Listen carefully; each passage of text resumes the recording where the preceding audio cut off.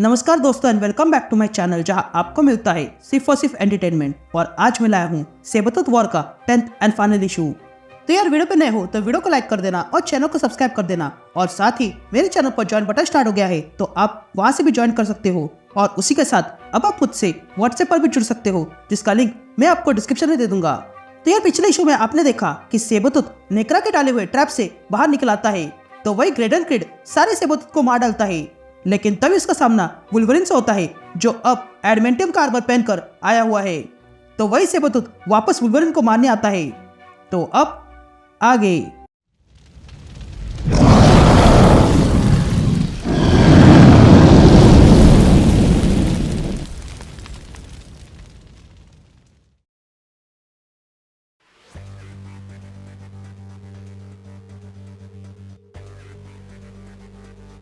Alright gang, तो issue की शुरुआत में हम क्रकवा देखते हैं जहाँ पर वुल्वरिन और ग्रेडन क्रिड एक दूसरे के सामने खड़े थे।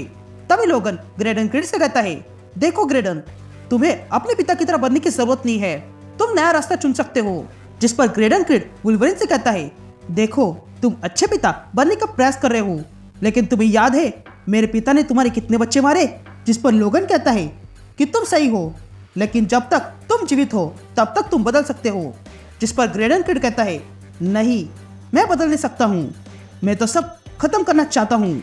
यह कहते ग्रेडन क्रिड अपनी पावर का यूज करके वहां पड़े हुए सेंटिनल्स के पुर्जे को फिर से जोड़ देता है। यहाँ नेक्रा, ओया और थर्ड आई ये सब देख रहे थे। तभी नेक्रा कहती है कि हमारे पास समय नहीं है, हमें मिलकर इसे रोकना होगा। जिस पर ओया कहती है कि ये तो पहले से ही आधे मरे हुए हैं, इन्हें मारना आसान होगा।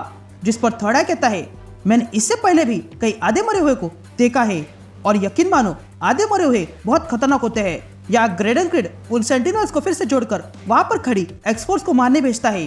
ये देखकर सेज एक्स-फोर्स से कहती है कि हमें जल्दी इन सेंटिनल्स को निपटाना होगा ताकि हम लोगन की मदद कर सके।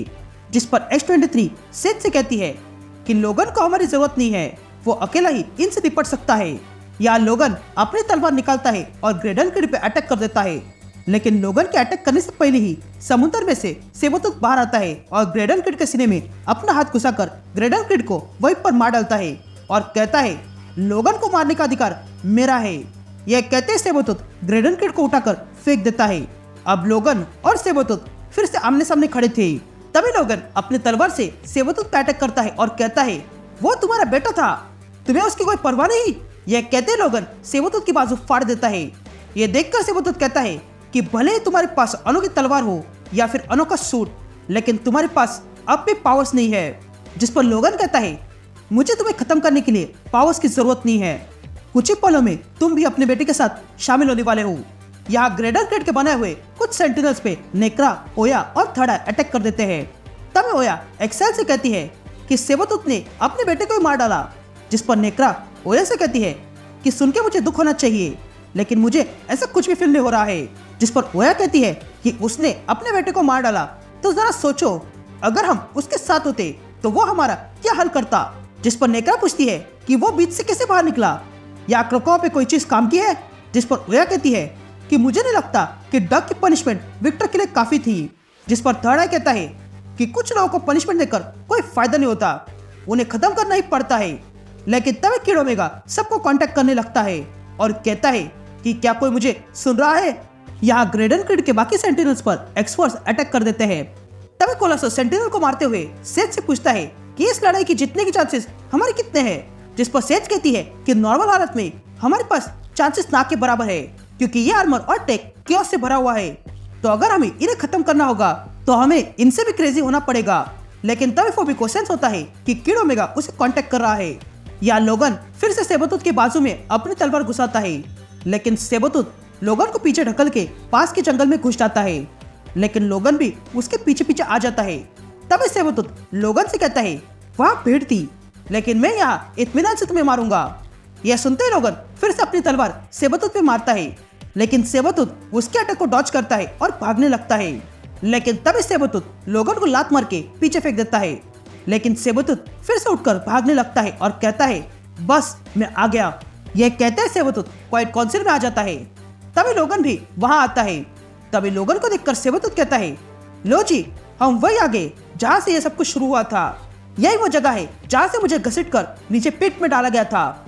पर तुम जानते हो, वहाँ नीचे मेरे साथ कुछ मजेदार हुआ था। मैं वहाँ नीचे इस आइलैंड के बहुत नजदीक आ चुका था। मैं जैसे ही वहाँ टच करता था, वैसे ही मैं साइकिक कनेक्शन को फील कर पा रहा था, जो यहाँ पर बहुत स्ट्रांग है। ये कहते सेबरटूथ उस पिट को खोल देता है और वुल्वरिन को अंदर डालने लगता है। तभी सेबरटूथ लोगन से कहता है कि यहाँ इस पिट में तुम्हारी चीखें कोई सुन नहीं पाएगा। गुड बाय लोगन। या लोगन उस पिट से बाहर निकलने का प्रयास करता है, लेकिन वो पिट उसे अपने अंदर खींच लेता है। यहाँ एक्स-फोर्स मिलके कुछ सेंटिनल्स को मार गिराते हैं, लेकिन तभी वहां पर एक सेंटिनल आ जाता है जो बहुत ही अजीब दिख रहा था। लेकिन तभी उस पर कोलोसस अटैक कर देता है और उस सेंटिनल को खत्म कर देता है। और फिर एक्स-फोर्स से कहता है कि हम लोग तो जीवित हैं, लेकिन उम्मीद करता हूँ कि लोगन भी जीवित हो।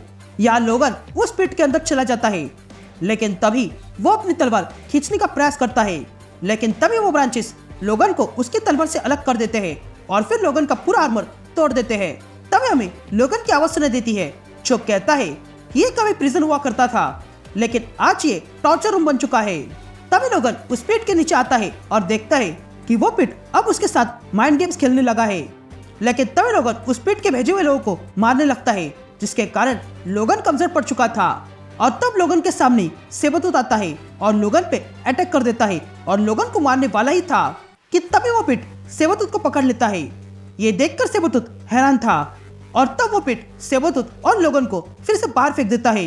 ये देखकर सेबरटूथ को गुस्सा आ गया था और तब वो बाहर आता है और देखता है कि उसके सामने अब एक्स-फोर्स और एक्साइल्स खड़े थे। तभी देखकर फोबी सेबरटूथ से कहती है कि तुम्हारा खेल खत्म हो चुका है विक्टर। तभी X-23 सेबरटूथ से कहती है कि मैंने तुम्हें फिर से बाहर निकाला, तुम खुद को होशियार समझते हो ना, लेकिन क्रकोआ तुमसे बेहतर है। ये कहते ही एक्स-फोर्स और एक्साइल्स सेबरटूथ पे अटैक कर देते हैं और वे सारे मिलकर सेबरटूथ को बांध देते हैं। और तब फोबी आगे आती है सेबरटूथ को मारने के लिए, लेकिन तभी फोबी को वुल्वरिन रोकता है और कहता है नहीं, यह लड़ाई मेरे और उसके बीच है। तभी X-23 आगे आती है और लोगन से पूछती है तुम अभी तक ठीक कैसे हो, जिस पर लोगन कहता है कि अब तक मैं फोर्ज का बनाया हुआ आर्मर पहन रहा था। यह आर्मर सिर्फ मेरी रक्षा ही नहीं कर रहा था, बल्कि मेरे पावर्स मुझे वापस लौटाने में मदद कर रहा था। ये कहते हम देखते हैं कि लोगन की अब पावर्स वापस आ चुकी है।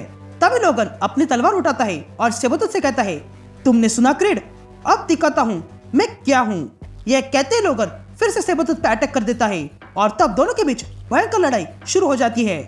दोनों एक दूसरे पर भारी पड़ रहे थे, लेकिन तभी सेबरटूथ लोगन को पंच मारता है, पर लोगन अपने क्लॉस से सेबरटूथ का एक हाथ उसके शरीर से अलग कर देता है और फिर अपने क्लॉस सेबरटूथ के सीने में घुसाता है। लेकिन तभी सेबरटूथ अपने नाखूनों से लोगन का सीना फाड़ देता है, लेकिन लोगन उससे हील होते हुए फिर से सेबरटूथ का सीना फाड़ देता है और फिर अपनी तलवार सेबरटूथ के सीने में घुसा देता है। अब सेबरटूथ पूरी तरह कमजोर पड़ चुका था। तभी सेबरटूथ लोगन से कहता है कि तुमने अगर मुझे मार डाला तो तुम्हारा मेरे बिना कोई वजूद नहीं होगा। यह कहते सेबरटूथ अपना सर लोगन के सर पे मारता है और फिर से अपने नाखूनों से लोगन का सीना फाड़ देता है और लोगन से कहता है मेरे बिना तुम कुछ नहीं हो लोगन।